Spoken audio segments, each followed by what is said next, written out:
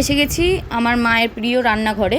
আমার মনে হয় ভারতবর্ষের প্রত্যেকটি মায়েরই এটা খুব প্রিয় একটা জায়গা, এখানেই সবথেকে বেশি সময় কাটে। যাই হোক, আজকে আমাদের পছন্দের এঁচোড় চিংড়ি মা রান্না করবেন।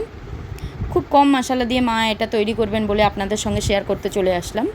মা কড়াইয়ের মধ্যে সর্ষের তেল দিয়ে নিয়েছেন, চাইলে আপনারা রিফাইন তেলও দিতে পারেন। মায়ের মধ্যে 2টো তেজপাতা, অল্প 5 ফোড়ন আর 2টো শুকনো লঙ্কা দিয়ে দিয়েছেন। এখানে মা এঁচোড়ের সাথে আলুটাকেও সেদ্ধ করে রেখেছেন, আপনারা চাইলে ভেজেও নিতে পারেন। এরপরে মা টমেটো আর লঙ্কা পেস্ট, সাথে রসুন পেস্ট আর একটু আদা পেস্ট দিয়ে মা এটাকে ভালো করে 2-4 মিনিট নাড়িয়ে নিয়েছেন। তারপরে মা নিজের হাতে একটা বানিয়ে রেখেছেন ধনে গুঁড়ো, জিরে গুঁড়ো, তাতে মনে হয় স্বাদটা একটু বেশি পাওয়া যায়। জিরে গুঁড়ো, ধনে গুঁড়ো 1 চামচ করে দিয়ে মা 1 চামচ হলুদ গুঁড়ো দিয়ে এটাকে ভালো করে 2-4 মিনিট অল্প অল্প জল দিয়ে এটাকে লাল মতো কষিয়ে নিয়েছেন। তারপরে এর সঙ্গে এঁচোড়টাকে দিয়ে ভালো করে আরও 4-5 মিনিট ভালো করে মিশিয়ে নেবেন এঁচোড়টার সাথে মশলাটাকে।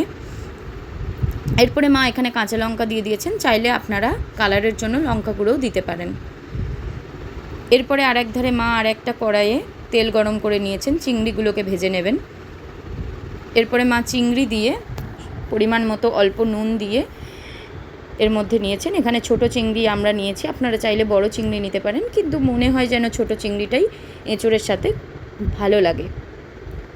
যাই হোক, মা এখানে চিংড়িটাকে রেডি করে নিয়ে এঁচোড়ের ওপর এইরকমভাবে ঠিক দিয়ে দিয়েছেন। এতক্ষণ এঁচোড়টাকে লো ফ্লেমে রাখা ছিল। এরপরে এঁচোড়টার সঙ্গে চিংড়িটাকে আরও ভালো করে 5-7 মিনিট ভালো করে মশলা দিয়ে আর পরিমাণ মতো লবণ দিয়ে মিশিয়ে নেওয়ার পরে মা অল্প জল দিয়েছে এতে, কেন কি আগে থেকেই সব কিছু সেদ্ধ করা ছিল, নতুন করে সেদ্ধ হওয়ার কিছু নেই। আপনারা যারা ঝোল পছন্দ করেন তারা একটু বেশি জল দিতেও পারেন, জলের পরিমাণ বেশি রাখতে পারেন। যাই হোক, এরপর মা 5 থেকে 10 মিনিট এটাকে রেখে দিয়েছিলেন। অলমোস্ট এটা কমপ্লিট। তারপরে মা ওপরে একটু গরম মশলা দিয়ে দিয়েছেন, আর যেহেতু আমরা সবাই পছন্দ করি তাই মা ঘি দিয়ে দিয়েছেন। ঘি দিলে মনে হয় স্বাদটা আরও দ্বিগুণ বেড়ে যায়। আপনারা চাইলে নাও দিতে পারেন যদি পছন্দ না করেন, তবে ঘি দিলে স্বাদটা আরও ভালো লাগে। যাই হোক, রেডি হয়ে গেছে মায়ের হাতে গরম গরম এঁচোড় চিংড়ি।